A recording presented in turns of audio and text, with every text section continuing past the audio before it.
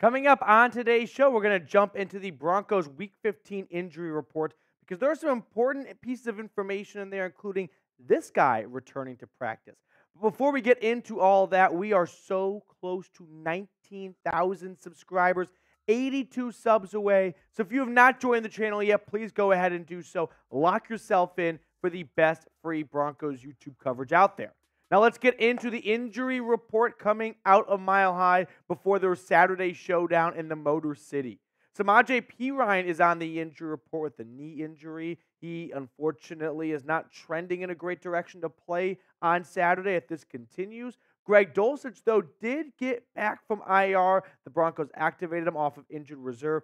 He was a full participant in practice, so that was awesome to see. We'll have more on that in a moment. Quinn Meinerz, who went to the hospital after the win in LA against the Chargers, he is back, and he is going to be able to play on Saturday in Detroit. Nik Bonitto did not practice with a knee injury. We'll talk more about that. And PJ Locke's injury later on. But Jonathan Cooper, he was limited with an ankle injury. I feel much better about his chances of playing against the Lions. And if Bonitto can't go, they especially need Jonathan Cooper. But let's talk about Greg Dulcich for a few minutes here. Because unfortunately, the guy with the flow and the hammies out there, he has only played 2 games this season. Have not seen him since the first half of that Chiefs Thursday Night Football game. And only played 32 snaps in the 2 games he has played this year, leaving both games early with hamstring injuries. He has missed 7 games so far he missed 7 games last season with a hamstring injury in his rookie year. The former third-round pick, unfortunately, has just been facing roadblock after roadblock after roadblock as he tries to stay on the field. But this same nagging hamstring injury refuses to go away for Dulcich. And it sucks to see. And for a little while there, I thought we might not see Greg Dulcich again. Like him coming into the NFL, OTAs, rookie season, made a splash, and minicamp rolled around in 2022 and hamstring injury. But hey, it's precautionary. No sense in pushing a guy in June when we're not playing a game until September. And then September rolled around his rookie year last year, and he did not play the first 5 weeks. And then when we did see him against the Chargers on Monday Night Football, I mean, he just emerged on the scene with a touchdown, some big yardage and going along with it. So hopefully we can get that big receiving threat that Denver is desperately seeking from the tight end position. Now, Sean Payton was asked about the possibility of Dulcich returning on Saturday to face the Lions. He said it was good to have him out there, and when it comes to him playing against the Lions, he said, we'll see. I'm not expecting on Wednesday now for Sean Payton to give a detailed response as to whether or not Dulcich will be available. For starters, I don't think he is in a major rush to tell Detroit what to expect from the Broncos offense, but it's also probably a little bit too early to say for sure one way or another.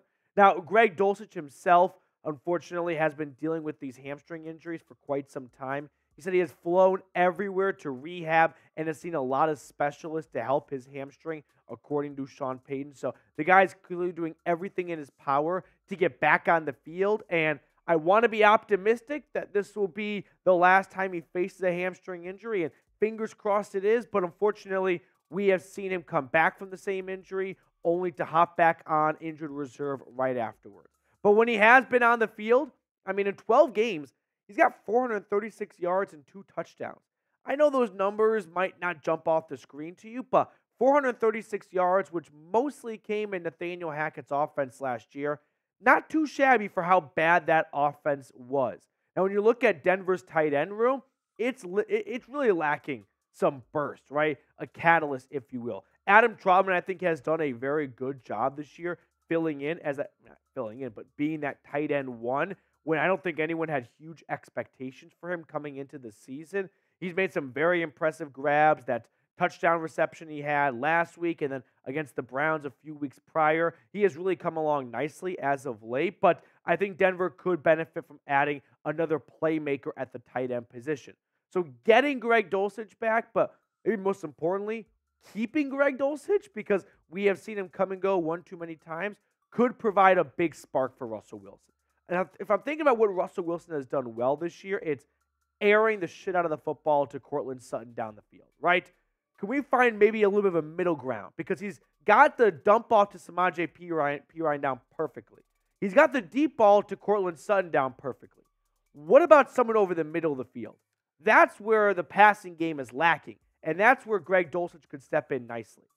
So let's show the guy some love, though. Type 80 down in the comment section. Let him know that Broncos country is pulling for him to get back on the field, and hopefully he stays on the field once he returns, hopefully this Saturday. All right, some more injury news here. Let's talk about Nik Bonitto, who is not an IR candidate. So that's some good news.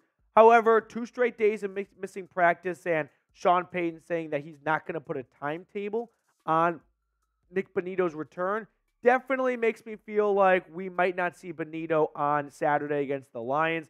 If I had to put some money down on it, I would say Bonitto does not play against Detroit, which means Baron Browning, Jonathan Cooper, Zach Allen, these guys are going to have to step up, because when Denver moved on from Frank Clark and Randy Gregory, that might have been an addition by subtraction.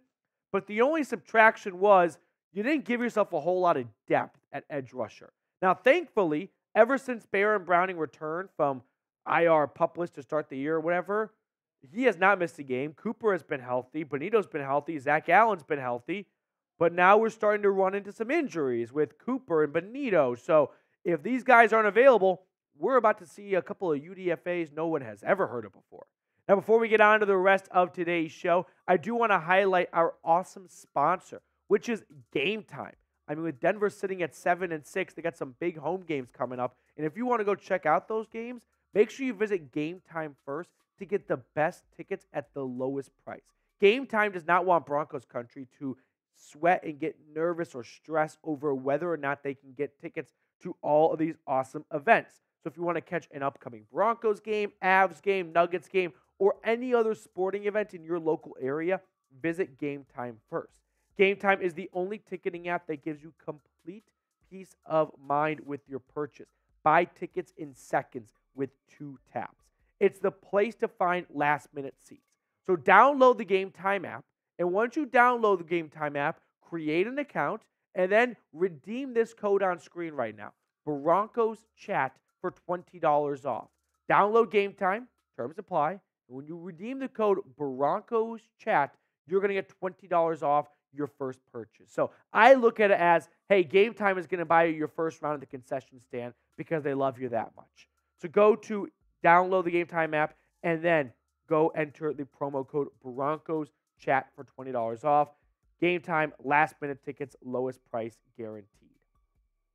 More injury news to get to here. PJ Locke, and it's been nice not actually having to talk about injury news for the last few weeks, as Denver has been very healthy ever since they got out of their bye, but like every other team, it's starting to catch up to them later on in the season.